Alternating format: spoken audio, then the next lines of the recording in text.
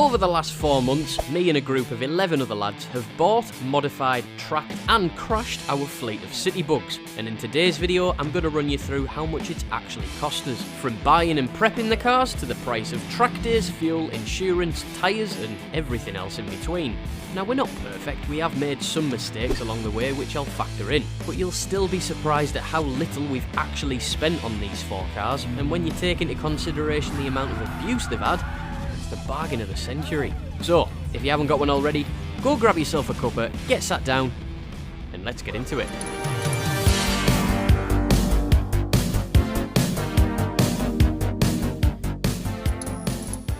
This idea came about because normal track days are expensive, and some of the lads we know don't have a dedicated track toy. We wanted something cheap that wasn't going to give us a lot of problems, and a chassis that a complete novice could jump in and not feel intimidated by.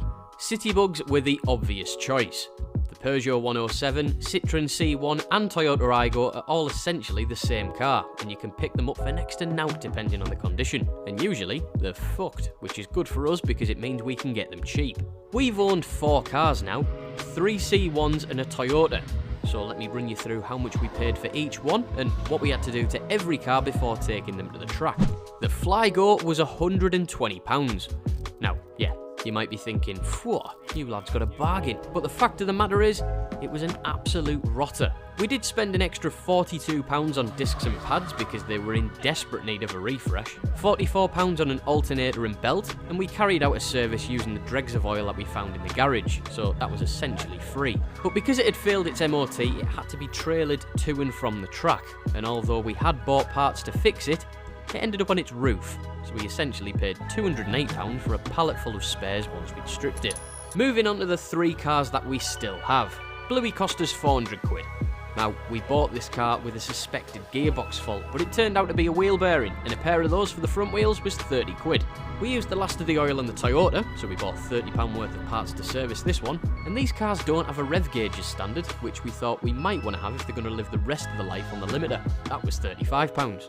Just like the rest of the cars that we have, the only other thing that we did before taking it to the track was strip the interior out, which is great because it cost nothing. Next up was the red C1. We paid £500 for this one, but it didn't need anything. Brakes and tyres were good, and the oil looked like it had just been changed. Ideal. And finally, we've got Bonnie. This was the most expensive one that we bought, £600, but it came with a fresh MOT. We threw another £30 worth of oil and filters on it, just to be safe, and that brings the total amount up to £1,833 before we've even done a lap. However, if you divide that figure by 12, that's only just over £150 a person to have a slice of 4 race cars. Bargain if you ask me. On to how much they've cost us per track day then. Now, we're lucky enough to have a track on our doorstep. Yes, it's not Silverstone, but if it's good enough for Mark McCann and Mr. Armstrong, then it's good enough for us. To be fair, there is a mixed bag of corners, so it's actually quite fun. Now, because the cars are pretty much identical in terms of weight, power and handling, I'll work out how much we spend on one car per track day and then calculate a grand total from there. Insurance for the day with cover is £16. We typically use half a tank of fuel over a 4-hour session, which is about £25. Tyres generally last 2 track days, then we switch the fronts to the rear and put a fresh pair back on the front. If we bought new semi-slicks, we probably would get a few more sessions out of them, but we've just been buying cheap budgets, which usually work out at £30 per corner fitted. So let's just say that's £30 on average per track day. And to book the car and one driver on track, it's £45. Yeah, £45. It's ridiculously cheap. And each additional driver is £25. So after all of that, it works out at £191 per track day with 1 car and 4 drivers. Divide that by 4 and it's £47.75p per person per track day. Phenomenally cheap. Obviously, this could be massively different if you didn't live 5 minutes away from an extremely cheap track, but that's the hand that we've been dealt, so happy days. Now, if I total up the amount of sessions that we've had in each car, it amounts to £2,865, which is £238.75 each for 5 track days. Not bad if you ask me.